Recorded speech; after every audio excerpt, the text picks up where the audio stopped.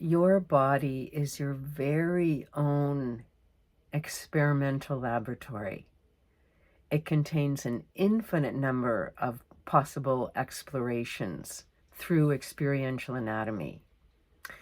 You could inquire into how a particular breath affects your state of mind, or you could experiment with how, when you center your weight in your foot triangles, how that changes your experience of grounding.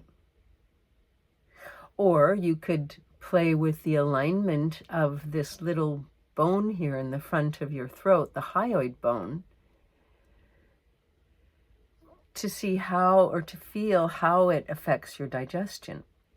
So these are all experiential anatomy explorations that can change not just the way you move, but how you are in your life, how you perceive life, how you respond to life, how you do life.